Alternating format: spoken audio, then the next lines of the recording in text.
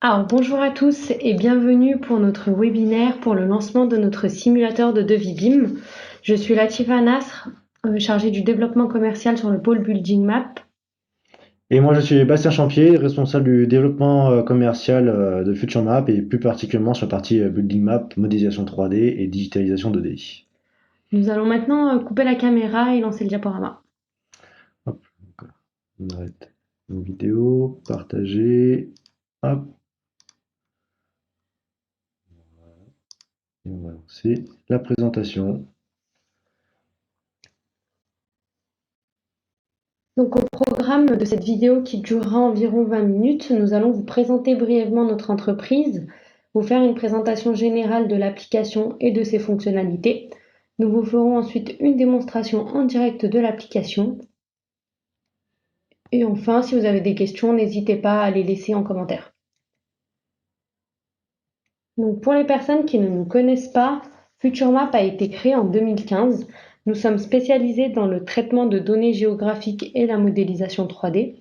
Nous sommes aujourd'hui implantés en France, en Suisse et à Madagascar, et notre activité est divisée en 4 grands départements. Donc Undermap, c'est un service digital qui permet de fournir les synthèses des réseaux enterrés à partir de récépissés DT-DICT. Nous avons ensuite le pôle Citymap qui a pour objectif la modélisation de maquettes numériques urbaines en 3D pour les métropoles, les villes ou le contexte urbain. Nous produisons notamment des maquettes BIM infrastructure. Le pôle Inframap, quant à lui, concerne le traitement des données mobiles mapping et permet de répondre aux différents types d'infrastructures ferroviaires, les voiries, les lignes électriques. Nous travaillons notamment sur le PCRS, le plan de corps de rue simplifié. Et enfin, le pôle qui nous a réunis aujourd'hui, Building Map, donc c'est notre service dédié à la modélisation 3D BIM de vos bâtiments intérieurs et extérieurs à partir de nuages de points. Aujourd'hui, le pôle Building Map se digitalise et développe une nouvelle application afin d'accéder plus rapidement au coût de modélisation d'une maquette numérique BIM. Le constat que nous avons fait est simple. Face à la croissance dans la numérisation par scanner laser des bâtiments, nous avons souhaité mettre en place un outil intuitif pour mieux estimer les budgets nécessaires à la modélisation de son patrimoine. Donc je vais maintenant laisser la parole à Bastien qui va vous présenter l'application et le processus de production chez FutureMap.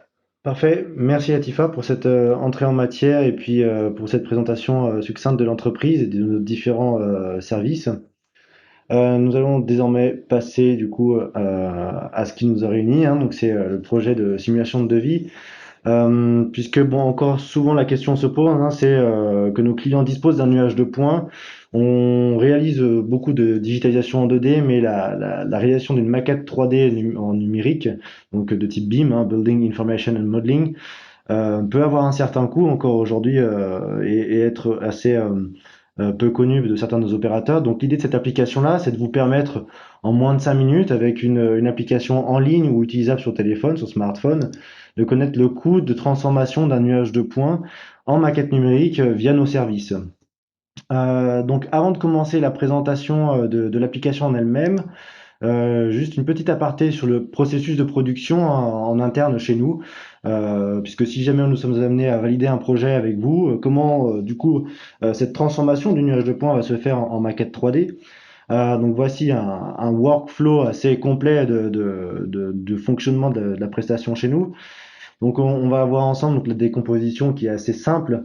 La première des choses, c'est que nous, on va réceptionner vos entrants, donc le nuage de points, et on va faire deux choses dessus, c'est qu'on va venir le contrôler, donc vérifier si la donnée est dans un premier temps exhaustive, s'il n'y a pas de manque de masque dans le nuage de points qui va nous empêcher de modéliser certains éléments qui sont peut-être importants dans votre projet, et vérifier également que la maquette que le nuage de points, pardon, est cohérent, c'est-à-dire qu'il n'y a pas de problème de calage dans le nuage de points. Ça arrive régulièrement qu'on réceptionne des nuages de points avec un dédoublement de positionnement de scan ou autre information de ce type-là.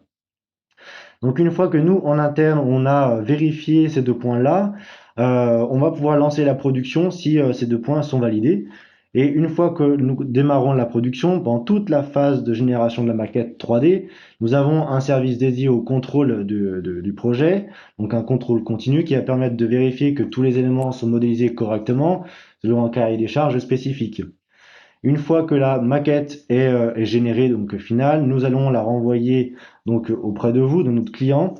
Et bien évidemment, donc, on s'arrête pas là, hein, vous livrez une simple maquette, donc on va vérifier encore avec vous si vous avez des remarques ou des éléments, des compléments d'informations à apporter ou des corrections à faire sur cette maquette 3D, puisqu'il y a peut-être un élément qui a été peu ou enfin, mal modélisé ou qui a été oublié d'être renseigné. C'est pas impossible qu'il y ait un garde-corps qui soit manquant ou qu'il y ait un dédoublement sur un mur, malgré que nous mettons en place tout un système de contrôle qualité. Donc il ne faut pas hésiter à revenir vers nous pour pouvoir corriger cette maquette-là et être sûr que le livrable final corresponde à vos besoins et corresponde également aux besoins de votre client.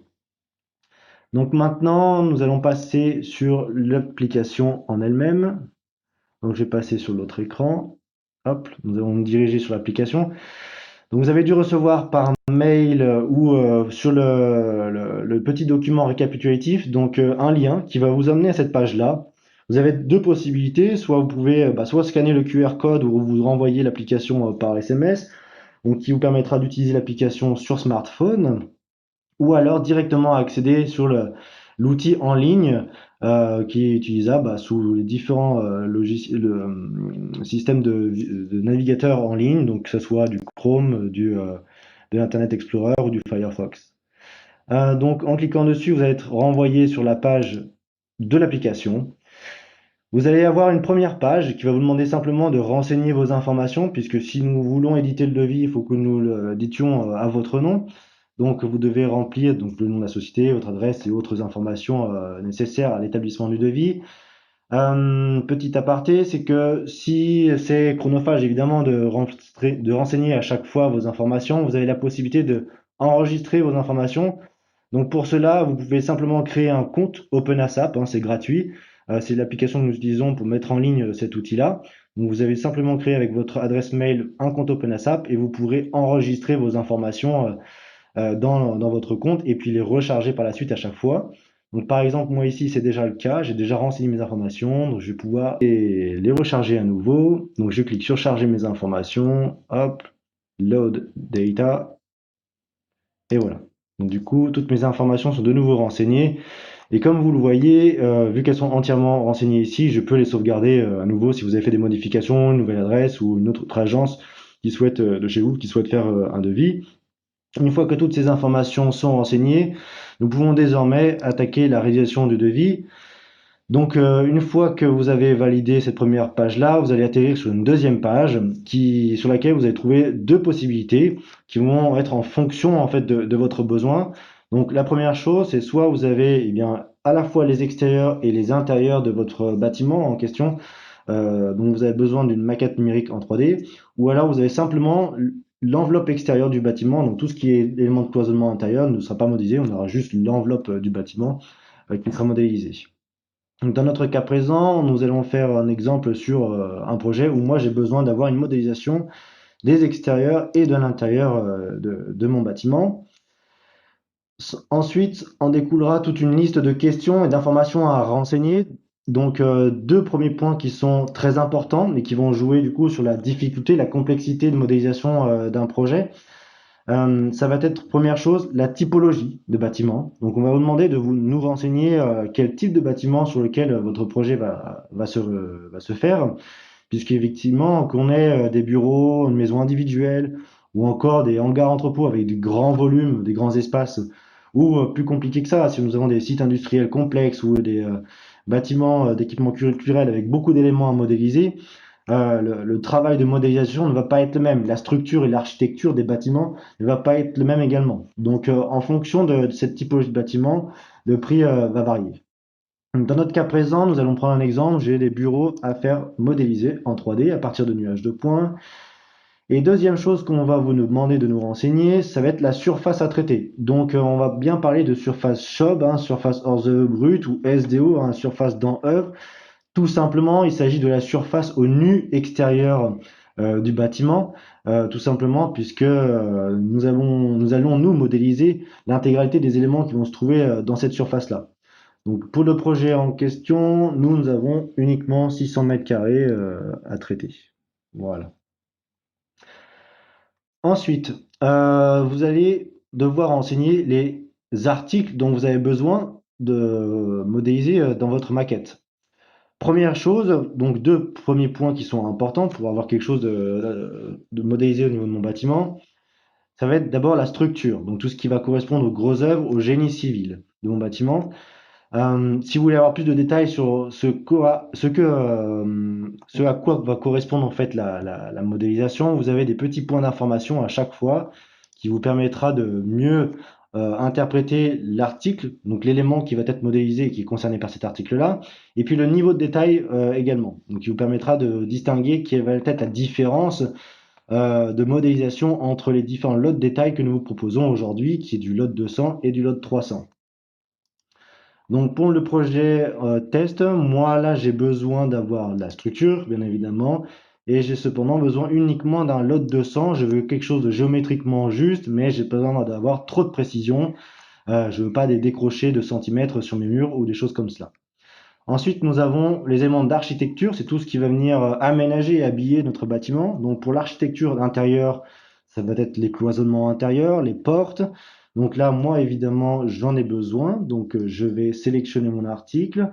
Et puis, même chose, par contre, j'ai juste besoin d'être en lot 200 puisque je veux la répartition géométrique et je veux pas avoir des détails importants au niveau par exemple, des portes.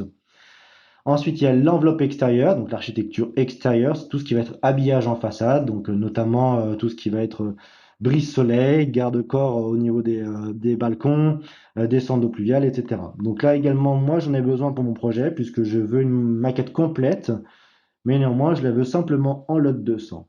Voilà. Donc vous voyez à chaque fois vous avez comme le chiffrage, les sous-totaux hein, de chaque article pour vous permettre d'avoir un aperçu du coup que représente chaque élément modélisé dans votre maquette. Nous arrivons ensuite sur la partie réseau, MEP, donc tout ce qui va correspondre en fait au fonctionnement de votre bâtiment d'un point de vue réseau. Donc première chose, nous avons tous les équipements réseau CVC, donc ces réseaux de chauffage, ventilation et de climatisation. Vous avez également les éléments de plomberie pour tout ce qui va être adduction d'eau, sanitaire et puis évacuation d'eau pluie ou d'eau usée. Et puis les éléments électricité, donc tout ce qui va être chemin de câble en l'occurrence. Vous avez bien évidemment à chaque fois un petit point d'information pour savoir exactement ce à quoi vont correspondre les articles et puis le niveau de détail correspondant pour chacun d'entre eux. Ensuite, vous avez les éléments de présentation et d'export. Donc, pour ceux qui connaissent un petit peu le fonctionnement des outils de DAO, hein, on a par exemple sous AutoCAD un espace de travail, donc l'espace objet, et puis un espace de présentation qui va être l'espace papier, qui va vous permettre de préparer des vues, des impressions, notamment d'impressions PDF. Donc, vous pouvez, si vous le souhaitez, demander des préparations de vues, donc soit des vues de chaque niveau, des vues de façade sur la maquette qui a été ainsi modélisée. Il faudra juste nous renseigner le nombre d'unités que vous avez besoin à chaque fois. Vous pouvez aussi, si vous avez besoin en plus d'avoir la maquette 3D, et bien d'avoir des informations vectorielles en 2D, donc des plans DWG, vous pouvez demander des extractions de plans. Alors des extractions de plans d'intérieur, des extractions de plans de façade ou encore des coupes. Donc là, en l'occurrence, sur mon projet en question, là, je vais avoir besoin de faire des extractions des plans d'intérieur. J'ai besoin d'avoir les deux étages qui correspondent à mon projet de bureau pour avoir le détail en 2D. Et pour ces extractions de plans, vous avez également donc un type de plan à renseigner, donc soit simple, soit complet. Donc la différence entre les deux, hein, bien évidemment, elle est renseignée dans le petit point d'information. C'est simplement que sur un export simple, on va faire un export brut depuis la maquette numérique, c'est-à-dire que nous allons préparer les vues, faire des extractions de ces vues-là, mettre un cartouche éventuellement, mais nous n'allons pas apporter plus d'informations que cela. Par contre, en export complet, nous allons intégrer du coup des cotations, des mesures de surface, des annotations, et cela, on va retravailler également ces exports selon votre charte graphique ou la charte graphique de votre client, s'il y en a une. Voilà. Enfin, nous arrivons sur des options particulières qui peuvent être demandées dans les maquettes numériques. Donc là, nous allons arriver sur tous les éléments des terminaux, hein, des réseaux qu'on a vus auparavant. Donc auparavant, nous avions les réseaux. Maintenant, on s'intéresse aux terminaux correspondants, donc soit les terminaux sanitaires, donc pour tout ce qui est lié à la plomberie, les terminaux de CVC, donc avec les équipements de radiateurs, de blocs clim, les coffrets électriques, etc. Également les équipements d'éclairage qui sont liés à tout ce qui va être au réseau électrique. Aussi, vous avez les équipements qui sont liés au système de sécurité, donc les sprinklers, extincteurs et RIA. Et également, donc, un élément de structure qui a été décomposé de la structure au tout début. Donc, vous avez une petite étoile pour vous rappeler dans les informations que cet élément-là il n'est pas compris. Donc ça peut arriver dans les cas où nous avons surtout des édifices, par exemple des types religieux ou des éléments de patrimoine architecturaux assez complexes, où très régulièrement nous avons une charpente bois qui est plutôt compliquée à modéliser et qui fait l'objet d'une option particulière. Donc là, dans mon cas de bureau, moi, j'en ai pas. Par contre, j'aurais besoin, par exemple, d'avoir juste les sanitaires. Hop. Enfin, une fois avoir renseigné toutes ces informations-là, j'ai du coup le prix global de la prestation en temps réel, avec également un délai de réalisation qui est un délai estimatif, hein, basé sur nos rendements de production. Bien évidemment, il ne faut pas prendre ça à brûle pour point, hein, ce sont des informations qu'on vous transmet et qu'il faudra valider par la suite une fois que vous avez édité le devis et que vous avez validé si cela correspond à votre besoin. Donc là, vous voyez le chiffrage, le délai de réalisation. Vous pouvez maintenant éditer le devis au format PDF. Donc vous réceptionnez ensuite un devis PDF qui vient renseigner l'ensemble des informations que vous avez renseignées auparavant dans l'application. Donc vous avez un résumé de tous les articles que vous avez sélectionnés et du niveau de détail qui ont été choisis pour chacun d'entre eux. Donc moi en l'occurrence c'est bien le cas, j'ai les intérieurs, les extérieurs pour l'architecture, la structure de mon bâtiment, j'ai également demandé des extractions de plans d'intérieur donc complet et puis les sanitaires. Donc là, j'ai mon devis complet. Donc vous pouvez le signer et nous le renvoyer. Donc en l'état, il est utilisable. Par contre, on vous demandera, bien évidemment, si vous avez encore des questions, vous n'êtes pas totalement sûr des informations que vous avez renseignées, vous avez des particularités sur votre projet, eh bien ce sera de nous recontacter. Pour cela, vous avez soit la possibilité de nous contacter via le petit bouton de communication ici qui va venir ouvrir une, un email, ce qui est programmé avec votre adresse mail. Donc, vous pouvez renseigner des informations et demander quelques compléments d'informations. Ou alors, si vous le souhaitez, vous pouvez directement cliquer sur le petit téléphone, donc ça permettra de nous appeler directement. Donc cet élément-là, cette application-là, elle va vous permettre en fait de générer un devis assez rapidement, parce qu'on sait qu'aujourd'hui, vous avez des contraintes avec des clients et nos clients ont souvent des contraintes là-dessus, c'est des contraintes de temps pour être réactifs sur des réponses de chiffrage. Donc ça vous permettra sur des projets, on va dire, réguliers, assez simples, de vous permettre d'avoir un prix sur le coût d'une prestation de modélisation en 3D. Donc une fois que vous avez édité le devis PDF et que vous l'avez échangé par exemple avec nous parce qu'il y a quelques points que vous vouliez ajuster sur ce projet-là et que vous le validez par la suite, donc nous on va entamer de ce fait la prestation de modélisation. Hop, je reviens sur la présentation. Voilà, donc comment se passe après la production des maquettes numériques? Tout simplement, donc première chose, c'est que vous allez avoir un seul interlocuteur, donc un interlocuteur unique pour chacun de vos projets, qui sera Thibaut Bavou. Thibaut Bavou étant le responsable de production du département Building Map.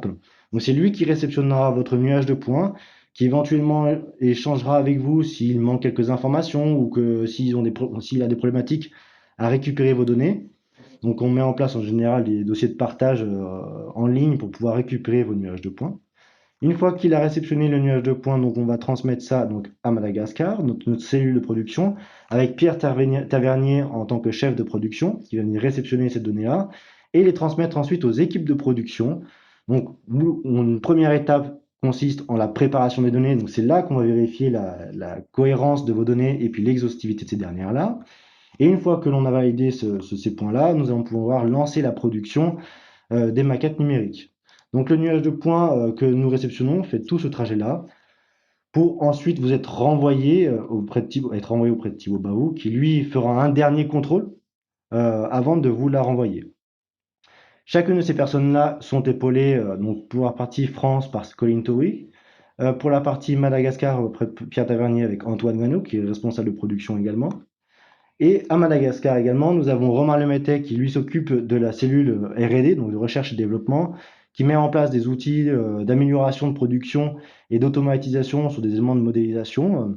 Et également, nous avons Julien Brett qui lui s'occupera de la partie contrôle qualité, donc directeur qualité, et qui va venir épauler les équipes de contrôle qualité pour s'assurer que du coup les maquettes sont produites en temps et en heure et qu'elles soient conformes au cahier des charges qui ont été demandés initialement.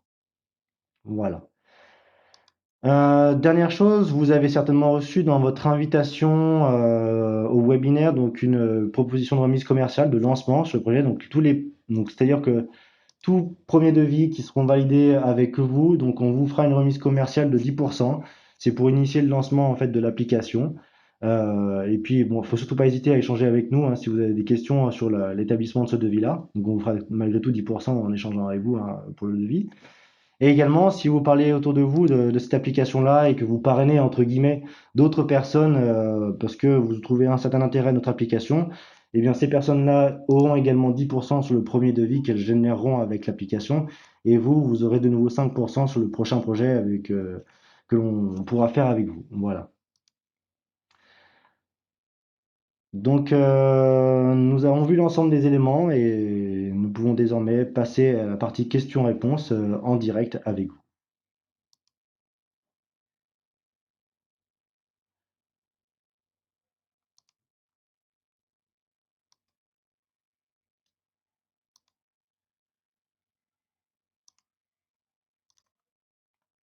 Très bien. Nous vous remercions du coup de votre présence à tous pour les échanges que nous avons eus à la fin avec vous. Et puis on vous souhaite une très bonne journée et puis surtout à très bientôt, je l'espère, pour pouvoir échanger sur des projets de modélisation et puis également de digitalisation si besoin il y a. Bonne journée. Au revoir.